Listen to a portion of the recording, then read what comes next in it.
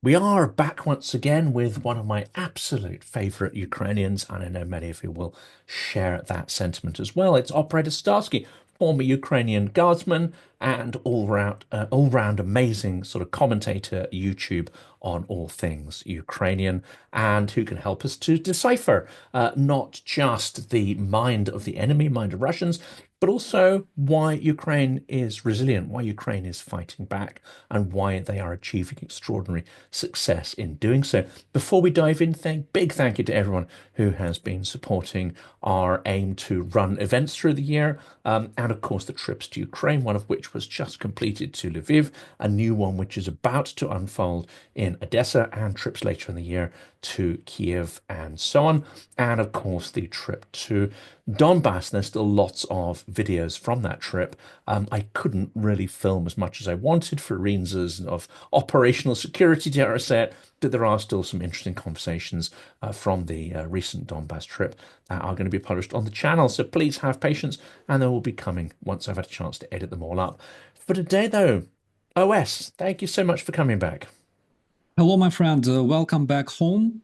I'm glad that you're fine, that you're safe. I just want to make a remark. I will try to help you decipher the mind of the invaders because, if you want to try to understand imbeciles, you gotta think like an imbecile, which I'm struggling with very, very much. Or you gotta try to understand some kind of war criminal, extremely atrocious person who would, I don't know, steal toilets, rape toddlers, or snatch kids to Russia, which again is something that I find myself completely incompatible with.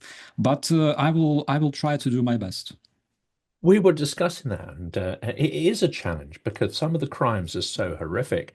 But one of the other problems, I think, is that many in the West are still, they're horrified by the evidence of what they see, but they're still trying to overlay a kind of Western framework, their own mindset onto Russians, thinking that Russians ultimately are after the same things that we are, and that includes Russian elites and politicians. Ultimately, what they want is economic rationality. Ultimately, what they want is maybe just territory or land.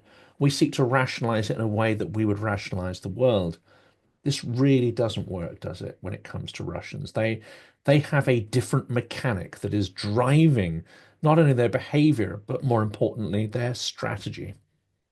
Absolutely. You see, there are Russian people who either escape this swamp full of mosquitoes and other creatures and evolve eventually. People going to like Canada, for example, and settling there, or people going to Ireland or any Western country, somewhere Europe.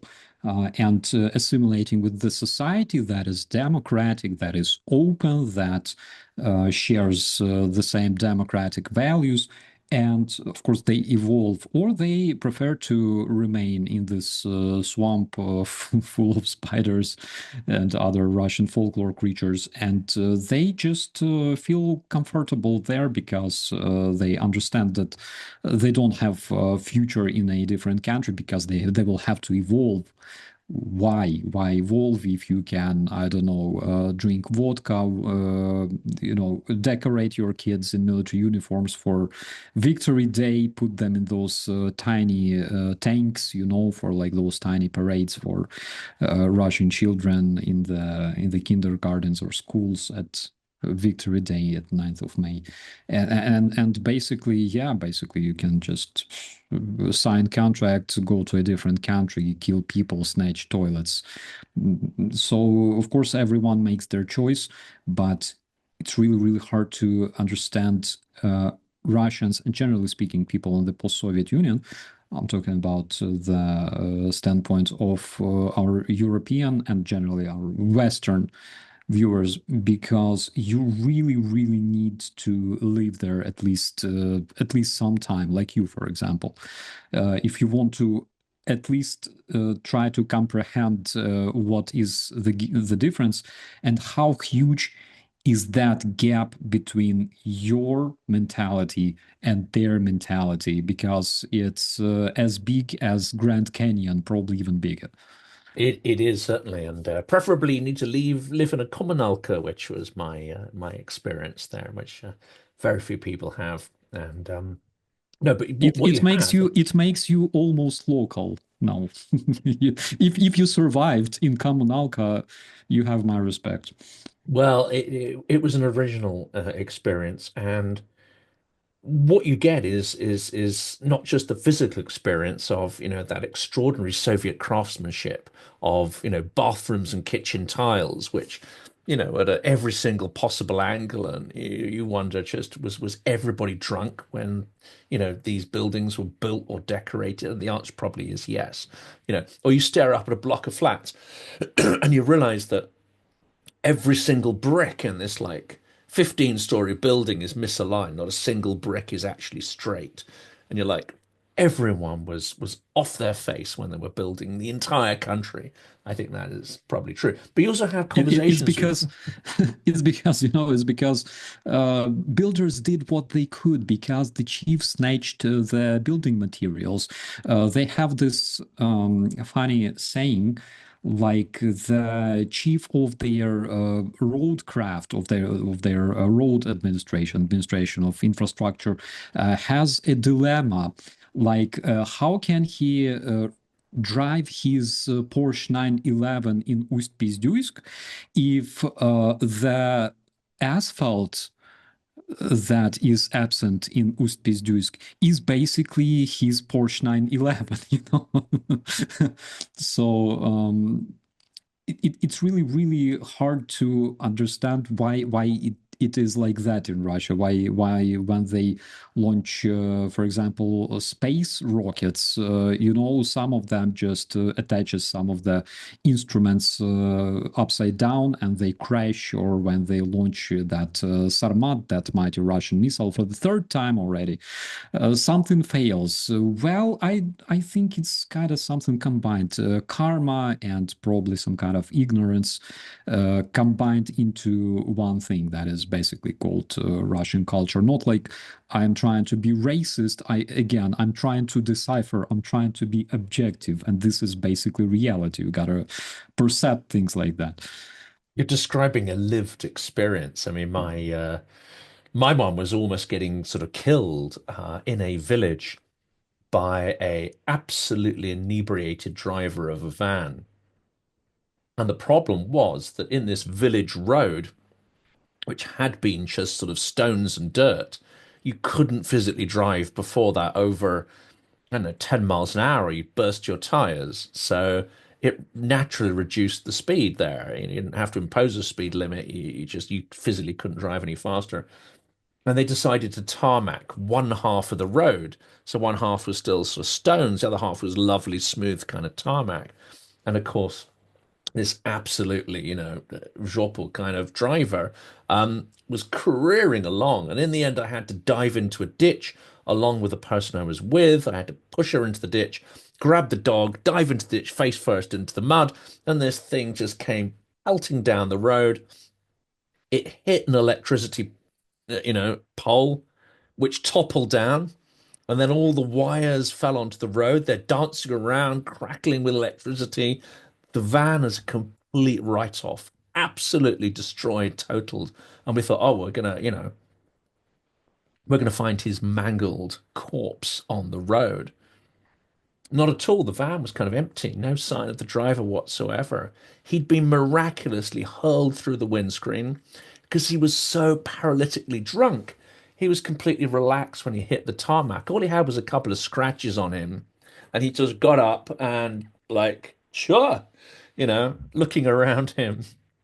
Um, and there were two things that came that just exemplified that, the Russian attitude. One was these little old ladies the next day walking past the scene of the accident, and they were just saying, "Если не починили дорогу, это бы не случилось," which is basically, if they hadn't fixed the road, this never would have happened.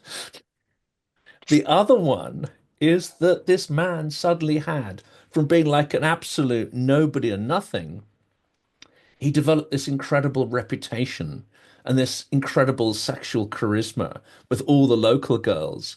because they thought, his survival was miraculous. Nothing to do with alcohol. It's absolutely miraculous. And somehow he's, touched by God, which meant that, yeah, for a period of time, he could have any girl he wanted in the surrounding villages. Yeah, basically, biology could explain that because they would, based on their primitive tribal psychology, apparently they considered him a good mating partner. I don't know, could be, we're It trying could be, we're trying to analyze, people from that part of the world or from the standpoint of anthropology, which sometimes doesn't work at all, pure unfortunately. mysticism, or yeah, there's something special there. It could work on both levels, superstitious and potentially biological. But that's yeah, that to me summarizes up the village world, which this might sound frivolous, but this also partly goes to explain why so many people are willing to take a risk. You know, we go and fight in Ukraine, and this is not a moral question. And the interviews of Zolkin, I think, elucidate quite a lot of this, which is why do you come to Ukraine? Well, we came because we want to feed our families, we want to do this, and we wanted to earn money. Okay, so you came to kill other people's children and steal other people's land so you can care for your own. And then it's like they kind of, when they're presented with it, they see why this might be, maybe not a great thing to do, but it hadn't really occurred to them prior to that. But there's also something mystical, which is that everybody else might die, but you know what? Here's a risk. We're going to balance it. I might not. I'm kind of special. Maybe I'll survive this. And there seems to be a complete irrationality in the mental calculation of probability that's going on. Absolutely, they don't care much. First of all, it's really hard to persuade a person who drinks like 10 times alcohol as generally speaking, and is never sober. But one thing that makes me extremely pissed off, is when they think that it's our guilt, it's us to blame that the dude has like a lot of loans, that his wife is sick, that his kid is sick because his wife was like drinking vodka and smoking or doing some other crazy things. He thinks that it's us to blame for that. So now he takes weapons and comes to Ukraine to kill us, which is so ridiculous. It's always blame somebody, never blame yourself. Whatever happens to you, blame America, blame evil West, blame, of course, Jewish Ukrainian Nazi. They are, of course, responsible for that. Um, someone pooped in like your house or in your children's playground, blame Obama. Okay, blame Obama. He literally came there himself and pooped on the children's playground, threw the syringes everywhere, and empty bottles. And that is the kind of Russian mentality. The other day I saw this amazing video of a Russian dude, not the not the not Artyom, but some like local Russian imbecile who was taking a video at a cemetery, and funny thing was that he was literally wearing a T-shirt with Putin. I saw that guy. I saw that one. Oh Yeah, my yeah. God. He's making a video and he's like, look at this, all those graves of the veterans of the Great Patriotic War. It's not water behind my back, that is feces. You assholes, what did you do? Don't you have soul, And he screams those words into emptiness, It's a piper's burst. Sewage pipers flooded the village cemetery. Yeah, yeah. And he's blaming like the outer space. He's blaming the universe. He doesn't understand that the person to blame is literally on his shirt. That is literally the root of all his problems. He's too stupid to understand that, maybe too scared. That is another reason why they act this way sometimes. And there's another channel which I think is interesting. So Zolkin stuff is kind of interesting. People really want to understand some of the motivations of soldiers. And Rick the Ukrainian has translated quite a few of these, enough for you to get a real sense of, why these people are coming to fight. Not a single one of them really mentions nationalist ideas. None of them mention anything that you might find in Dugin or Solovyov or others. There's no real ideology there. It's very basic and it's pretty primitive and horrific. But also, if you listen to the 1420 channel, of Russians being issued on the street. Now you could say this isn't realistic because a lot of people are going to be scared to speak on the street, and of course they are. And there's going to be an editorial bias there. A lot of people refuse to be filmed. Those who are perhaps a little more aware of the situation. But when you get the older generation, a persistent narrative comes through, and this isn't everybody, but it's kind of noticeable. Some will say, well, it's almost like thinking of a rape victim who gets murdered by the rapist. And you could easily transpose, and it's like, well, you know what? Yeah, Ukrainians are fighting, but why don't they just give in to it? Why don't they just let it happen? And, if they weren't scratching the guy's face, then maybe he wouldn't have killed them. They should just, this is almost like you're resisting the law of nature. You're resisting the inevitable, which is Russian domination control. What they mean here is not just Russian control, they mean domination of the system because it dominates them. And they've given up resisting any form of authoritarianism because that's just the way of the universe. And they don't quite understand why Ukrainians are just fighting it. Absolutely. It's, when someone compares, for example, Ukrainians and Russians, they're the same, sounds so much insulting because, it's as if Ukrainians are still in toilets or doing all those atrocities. It's very insulting for Ukrainians.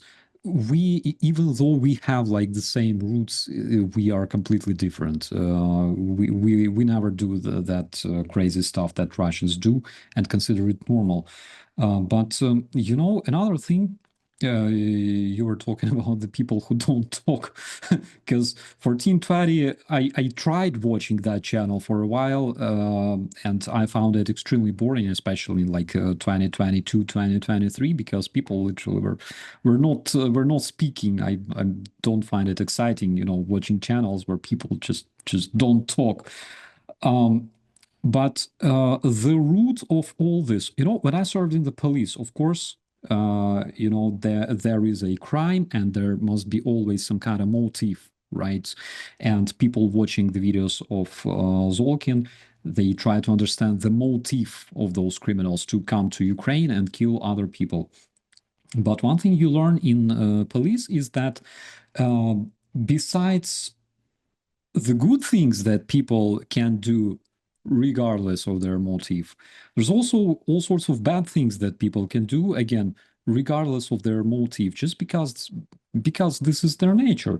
And for example, when we're talking about Russians, the Russian invasion of Ukraine or any other country, usually it always involves uh, besides defenders, of course, it always involves two parties in Russia. One party is so-called Russian regime, Russian elites, who convince their citizens to go and kill or die for themselves, for those elites. And it always involves the majority of those people who actually consider the fact that they can wear uniforms, take weapons, and literally go kill other human beings in a foreign land. And as a policeman, I understand that, as a former policeman, luckily, I understand that, yeah, this is possible. We all saw that happening. Motive is like not that important when you see that this is happening. First thing is, you need to prevent this and stuff. But the very fact that there are other people watching this, sometimes those people live, like across the pond in the glorious United States or like any other part of the world, and they justify this. They justify the very idea of literally wearing a uniform, taking weapons, going to a foreign country to kill people for land, for territory, for uh, air conditioners, for toilets, That is so insane and that is so mind blowing. But on the other hand, I just cannot cope with this. To me, this is so wild. Even today, even though there's a lot of experts, a lot of, again, talking heads on the TV that say everybody does that. Yes, I know, but it's not supposed to be done like that. And not everyone does that. I think that is, again, it's one of these narratives, which is, you know, all politicians are corrupt. There's no mortality in anything. This is a nihilistic narrative which very much is deployed by and favors a regime like Russia's, but it's not true. Reality is more complex. I Crimes are agree committed. with Yeah, yeah yeah, sorry I agree with you 100% because we always project when you say that everybody does that, everybody can go to Bucha, murder people, rape somebody, everybody can steal toilet, everybody can loot an apartment and stuff. um, Again, as a former cop, I have questions. Do you really believe this is because you heard it from someone, or it's like you, not. It's not or true. or It's just not or true. or you believe this because you imagine yourself doing that? Do you Yeah. imagine yourself doing that? If no, then how the hell do you even say that it's possible that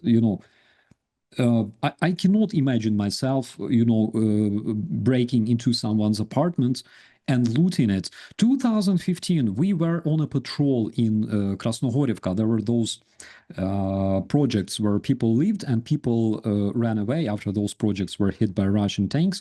And they kept their apartments there. They shut their apartments and they ran away. They became refugees, internal refugees. We, as policemen, we were patrolling those places and we were making sure that nothing is looted. I cannot imagine literally like breaking into somebody's house because I need like a toilet, I need to steal an air conditioner.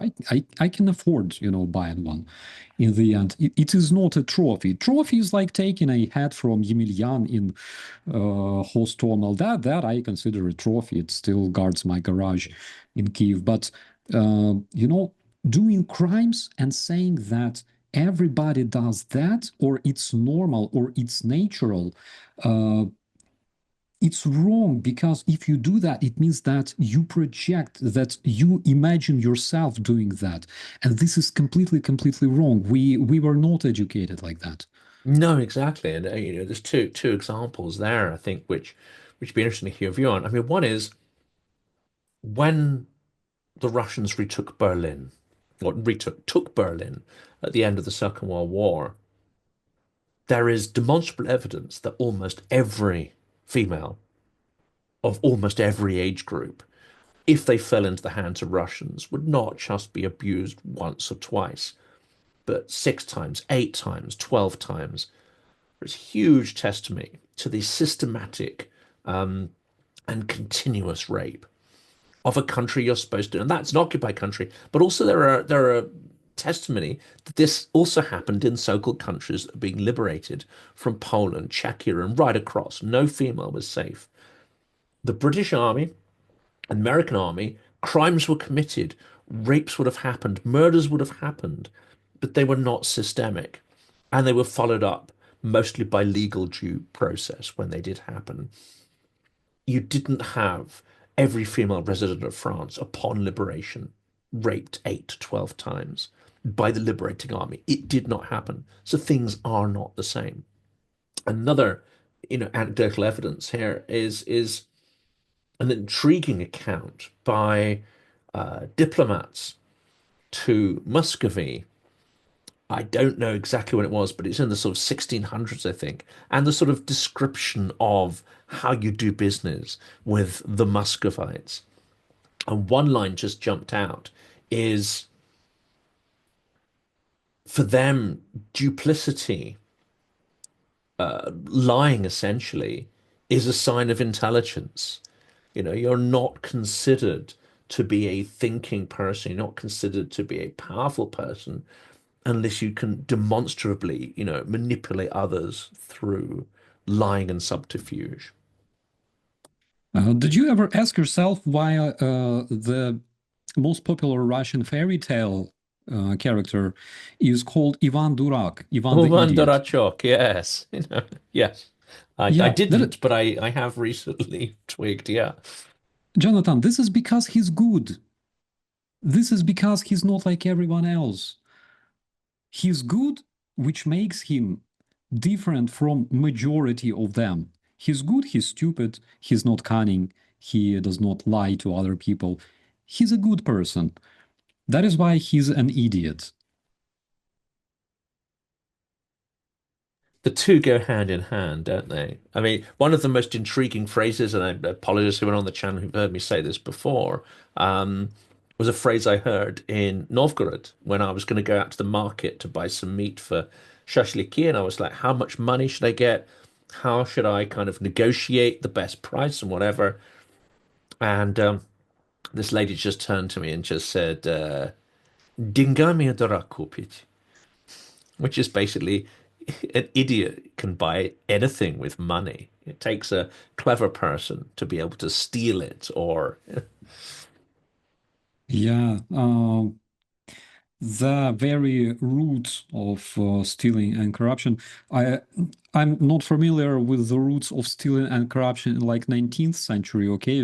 Literally because I was too young back then. I had hair. But um, the Soviet era, okay? I remember it. I was a kid back then. I remember everything. Back in the Soviet era, that was literally the way to feed your family. If you work at a shoe factory, steal shoes. If you work at a metal factory, steal metal, you know, the copper wire, whatever. If you work at a sausage factory, you are blessed. You are blessed because your family will be fed and happy, and of course you have to snatch, you know, a piece of or two pieces of like sausage and bring it to your family. Because if you and go you to can a exchange grocery, it for anything else, you know. The power of yeah, sausage is almost infinite. the power of sausage may be only, you know, overwhelmed by power of like samogon. That is the only thing, the moonshine.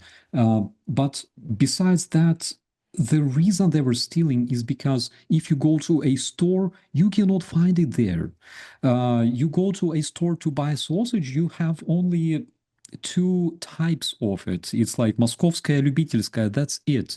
If there's no deficit of sausage, of course, like you can buy it.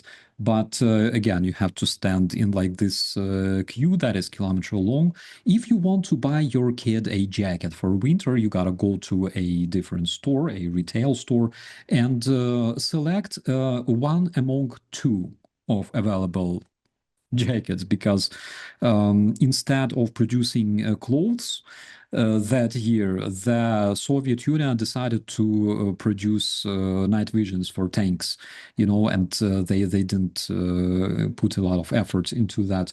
And it was like that. I highly encourage people to just watch those, you know, those not those beautiful colored pictures from the Soviet Union that were created basically by propagandists, but those lifelike, ugly black and white photos taken by people in their own homes.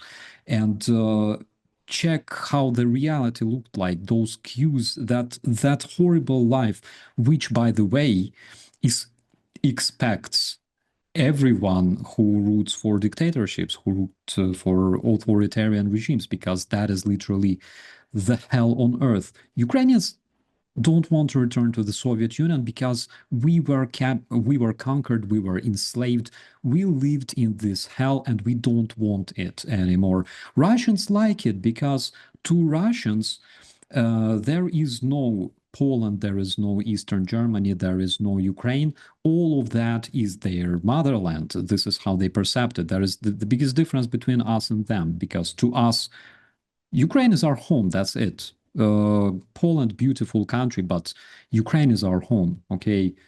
Germany, again, amazing country, but we come from Ukraine. This is our home. We don't want piece of Poland or piece of Germany. To Russians, all of the countries that were either occupied or controlled by Kremlin. It's their homeland. That is why Russians love Crimea so much, Odessa. That is why Russians love East Berlin so much, and they promise to do it one more time every single 9th of May on the Victory Day. That is again their mentality, and I hope that it explains a lot. What to us is literally suffering, enormous suffering and horror. To them, that is basically, life.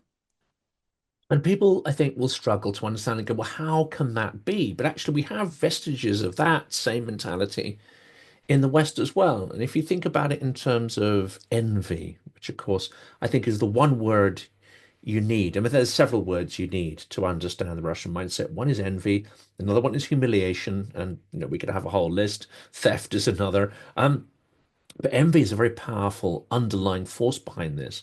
And I think here's the key difference that I've observed, at least, and this is very, very simplistic, but how I've observed, Ukraine versus Russia. And unfortunately, we have a mixture of these different personality types, wherever you find in the West. One is my life is awful.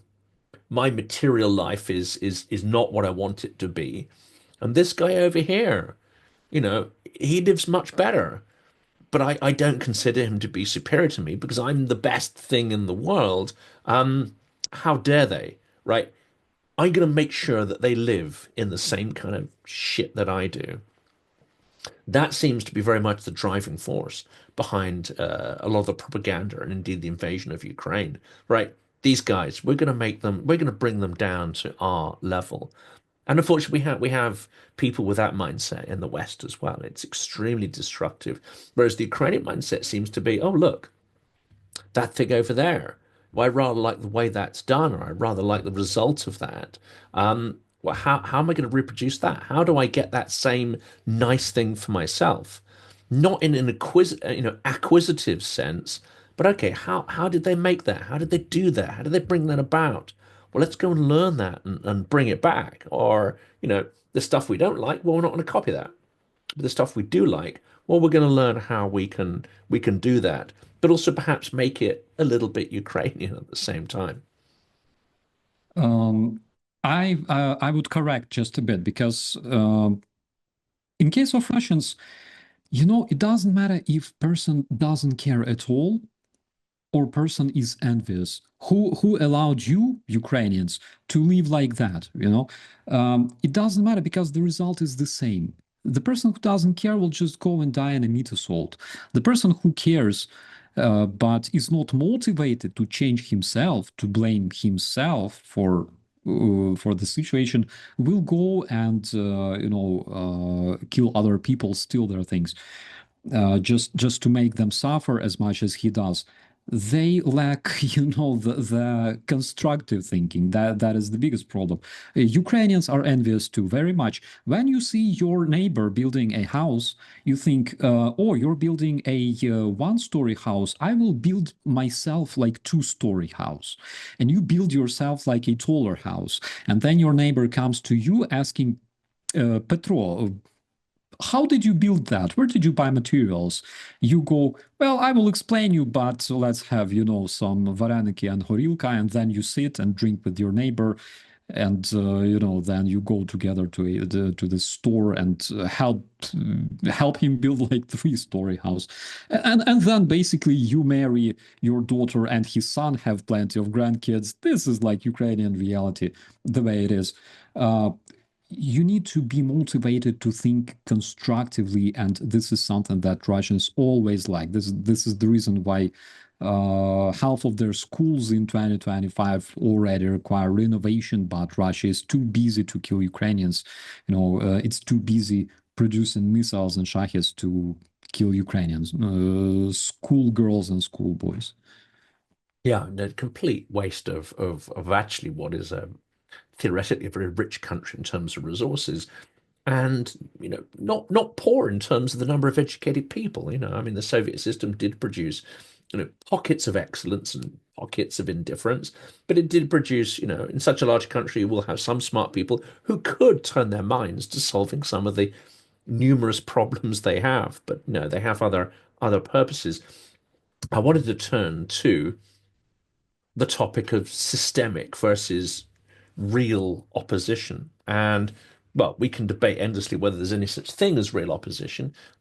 My definition, we were talking about this, so I'm going to do a separate episode on this, was the indicators of whether someone is genuine, real, opposition in Russia. And maybe this isn't completely accurate, but one is what's their attitude to Crimea? Then what's their attitude to, reparations, return of stolen children, return of Donbass, and all these kind of things? Then there's the attitude, do they monetarily support the Ukrainian army? Are they actually giving money or doing something towards Ukrainian victory? Will they seek to have their war criminals, including their leaders, sent to The Hague? I think that's an important fourth one.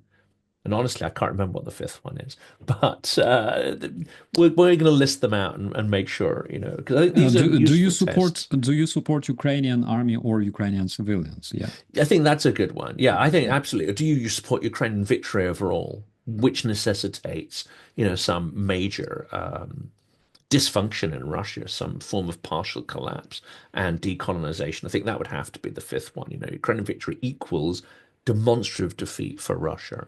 And I think these are all defining characteristics, not of a good Russian versus bad Russian, because I think that's not a helpful framework whatsoever, but a useful Russian versus a useless one. Someone who's not doing anything for Ukrainian victory would clearly come into the useless category, and that includes most of the opposition.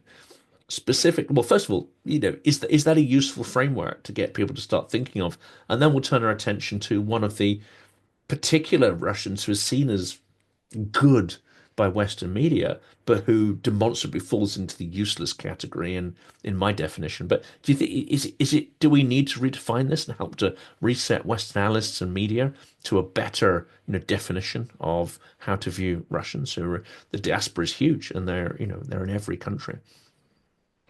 It's very easy to understand who is who, okay? Because you got to ask a person a question.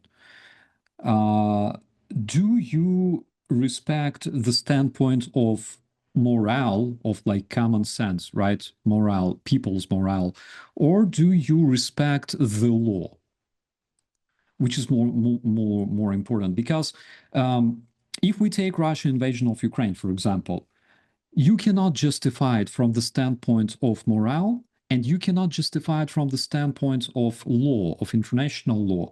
From the standpoint of international law, they violated like a lot of different agreements, and they violated chapters of the United Nations and internationally recognized borders. Everybody understands that from the standpoint of law, they failed. Also, if we consider the standpoint of just people's morale, again, how proper is it to wear a uniform, go to a foreign country and kill people there? How moral is this? What kind of threat was made against you, so it made you do this, made you commit crimes? So from the standpoint of morale, again, they fail. And if they try to justify anything, what Russia does in Ukraine from the standpoint of law or morale, they will fail. That is why they have their third way, their nashi, their Russian nationalism, we don't care if it's against law or against morale. We do that because it's us, it's Russians. I don't care if our peace dukes raped the whole village because they are my peace dukes. They are Russian peace dukes, and I will be always defending them, no matter what kind of atrocities they commit against whoever they want. This is their way. If it doesn't sound a bit like fascist to people, I don't know how to call it otherwise. I would call it Russianism. We need to find some proper term for this. I think that Russianism fits it big time, and unfortunately, we can see this Russianism spreading around the world. Because if we take a look at Soviet Union, for example, the biggest threat to the West from the Soviet Union, what was it? It was communism. It was ideology. People that were unfortunately very poor didn't have food, didn't have money, didn't have work, because Europe was pretty much devastated after the World War II, while United States were not. United States were developing, and Europe had to be restored in order to develop. Um, Such ideologies as communism, they were basically offering people some kind of protection of their rights, a roof over their head, food in their stomach, things like that. And when you hear such things, you try to find whatever that helps you, that helps your family. So communism was extremely popular because there were a lot of poor people, and there was a major communist party in every country of Europe. And communism was considered as a big threat to Western society at all, because you take communist, you scratch him a bit, you see like red star, the two-headed eagle on him. It's Russia. Russia is directly controlling all that. Today, of course, communism doesn't exist as much as previously. People understand that, we shift from ideology to other materials, I don't know, other type of matter. But the ideology of Russianism still exists, and this ideology miraculously spreads to people that are not related to Russia at all, who don't have relatives there, who are not descendants of Russian people or Russian immigrants. No, they are people that can be bought, that can be recruited, that can be sometimes I would say blackmailed, but mostly played by their ego, and they start supporting this Russianism, even though they're not Russians themselves. Because Russianism, just like communism, turns out that it's kind of international thing. That it doesn't matter if you're Russian or not, you can be an African mercenary, generally speaking, or some kind of Iranian mercenary, or some kind of Syrian mercenary. Not many Syrians were there, but the Chinese mercenary. Doesn't matter. Russianism, which involves all those features that we discussed before, those absolutely beautiful features that make Russian people. They involve all of those features that actually can spread to other people, and other people that were raised in a democratic country with democratic values and freedom in mind. All of a sudden, they start thinking that, like Russian soldiers decapitated someone on the front line or executed prisoners. Everybody does that. I would do that myself. And an extreme nihilism to politics as well, a tendency to no longer believe in the efficacy of politics, to believe that the trust isn't a thing, that democracy isn't a thing, that you have no agency and no exercise, even though, there's demonstrable evidence that people generally lived worse off in the past, and through development of institutions and politics, they're able to improve their societies and improve their material status. I think people in Poland will, especially those, as you say, who were brought up in the Soviet Union, will understand that, because we lived like this and now we live like that. And that's the power of the rule of law.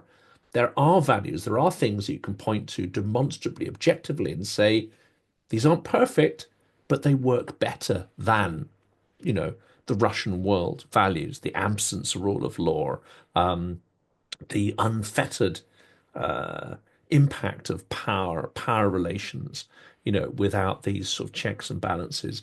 But unfortunately, some of these narratives are very effective, and Russia exports, some of this stuff, and it's corrosive. I think that's what we're getting at, isn't it? It's like acid. You let it sort of drip onto your system, you're going to have some big problems. I agree on that. The countries that Russia was occupying previously, Poland, Baltic countries, whatever. They went through this horror, the same horror as Ukrainians went through, and they live absolutely different life. They have absolutely no desire to return back because it was a horror, it was suffering. Those countries changed. Russia didn't change. Some new things were introduced in Russia, but generally speaking, the corruption, the basis of this society, um, fortunately or unfortunately, I cannot decide because for Ukrainians, it's fortunately, of course. Um, the corruption was always there. Nothing changed. Those people lived comparably poor life. They keep living comparably poor life, even though somehow Russia had greater GDP, the salaries in Moscow were higher. But come on, in Kyiv you could earn as much as in Moscow anytime, literally. It depends on like your education, your ambitions and stuff. Russia generally didn't change ever since, and they keep living in the Soviet Union version 2.0. It's a bit different from what they experienced before 1991. That is why, again, there is such a huge gap between our nations. They still consider them like themselves superior. They still consider all other nations, not worthy, weak. They consider that they have right to invade whoever they want, literally because they were doing that their whole story throughout centuries. They were doing this same thing over and over again, invading other countries, inflating like crazy because again, if you look at Russia at the map, you ask yourself, how come they became so big? It's not because Chukchas liked balalaikas and matryoshkas. No, it's because Chukchas were unfortunately invaded and conquered. Absolutely. And this idea of the Third Rome, which of course is laughable to anybody who's investigated it in more detail. But this is a core part of, say, Dugin and other Ilya and others' philosophy. Tretий Rim and this sort of civilizational um, mission to not just unite, the Ruski Mir, but unite to control everything that is thought of as civilized. But what you do have is a third empire, a third imperial phase. You've got the Tsarist Empire, you've got the Soviet Empire, and now you've got the Putinist Ruski Mir Empire. And I think that is not recognized enough either in its historical context or in what we're seeing unfold. They're gathering troops on the edge of Finland. One would have thought that they would have learned that lesson back in 1939 when Stalin's forces got their butts kicked. But no, it seems that the imperial motivation, the irrationality behind that, overcomes any kind of logic which we and Ukrainians would define. I agree on that. Current empire, I would characterize it as KGB slash criminal empire, because it has all the features that are typical for, this huge criminal organization, so deeply embedded into all sorts of, all segments of social life and political life and everything else, that that's literally the fact. It's KGB slash criminal because basically that's the same, but not the same at the same time. Criminals that come from KGB with the KGB background, like Putin, they are very, very different from, I don't know, people that our viewers see on their screens when they watch movies about mafia, Chicago 30s and stuff like that. That is a completely different thing. Russian mafia in the wild 90s, it was a completely different thing. Ukrainian mafia in the Donbass, again, the cradle of so-called Russian separatism that miraculously emerged only in 2014, but it was pretty much full of people like Yanukovych, for example, and other mafioso. A lot of them died. Yanukovych survived because he was so atrocious, so he killed everyone else, and eventually became a Ukrainian dictator. To those who don't know, that is literally the person that Russians still keep calling the legitimate Ukrainian president, who now lives in Russia. As they all So do, all the former, assets and agents of the Kremlin. I imagine them all living, very unhappily in one wing of a sanatorium, coming to blows over breakfast or something, all the former tyrants and thugs of the world. But on the other hand, come on, Bashar Assad, he bought himself several huge apartments in the Moscow downtown that cost like millions because he has money. Yanukovych, before he fled to Russia on, I believe, 22nd of February, 2014, he generally took whole Ukrainian annual budget with him, and it's so funny to imagine, when he comes to like National Bank and says, "Tihipko, give me money." He's like, "How much?" "The budget." Yes, Okay. give me all of it, all of it. Yeah, it is so crazy. But again, where do you see dictators running to? Where do you see them escaping to from the justice? To Russia. Edward Snowden was a clever young man that for some reason didn't run away to some, I don't know, like democratic country, right? Like Austria or Switzerland. He ran away to the country known for its democracy, the country that is being run by the same dude for 25 years straight. I have no idea. Maybe he's not that innocent, as they say. Yes, I think that's certainly true, and there's a rather good book by Edward Lucas that kind of points out how not good he actually is in terms of what he's done and the impact of it. Maybe he was like, like Teixeira beta version. I mean, there are definitely issues, that one can discuss on whistleblowing and so on. But yeah, you run away to Moscow. That's not a sign of innocence in anyone's book at any point in history. Well, a topic I think would be great to explore in our next discussion, and maybe we'll bring Anna and maybe Sergei Sumlini, who I think has a great sort of insights into this, is the difficult issue of decolonization. And there is a wishful version of it, which is probably unrealistic. But I think it's important to start considering, real decolonization narratives, because that way only peace and security can be found. That's maybe something we can explore in more detail in our next discussion. And for this one, that's probably it. But yeah, love to see if you're interested in exploring the decolonization of Rusnia. Absolutely, but there is a problem again. As a communications expert. Oh my God, I'm cursing myself. I have an education in communications.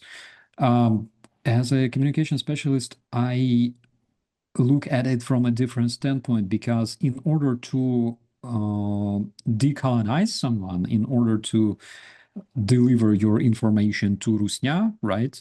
You need to understand what kind of channels you should use and what kind of results you should achieve and what kind of resources you need for that. And unfortunately, we don't have controls over either of them because we don't have such resources. We don't have channels of delivering this information. And of course, we don't really understand that, like the end goal. What is the end goal for Russia? Do we want it, completely turning into like Northern Ocean that literally starts outside of Chernihiv Oblast of Ukraine? Or do we want it as a bunch of independent tiny states? We have no idea. I am not even ready to discuss if I want to see it, as this big collection of tiny states like Siberia, Buryatia, and yada yada. because I don't think at this level. I'm a humble former captain of Ukrainian National Guard. I don't think, so high. So literally from the standpoint of communicator, we need things like strategy. And I would love to see Anna and Sergei Sunlen. He likes when I call him Sergei, not Sergei. It's a big difference, and maybe other speakers. So that would be interesting if we could come up with some kind of strategy. It sounds extremely exciting. Fantastic. We will, do a bit of preparation on that one. But I think that's something that would be great to sort of bring everyone together on. For today, though, huge thank you from me and a huge thank you from the audience as well. Always a great pleasure to explore these issues with you, OS. And yep, stay safe. We'll speak soon. Thank you so much, my friend. It was a privilege.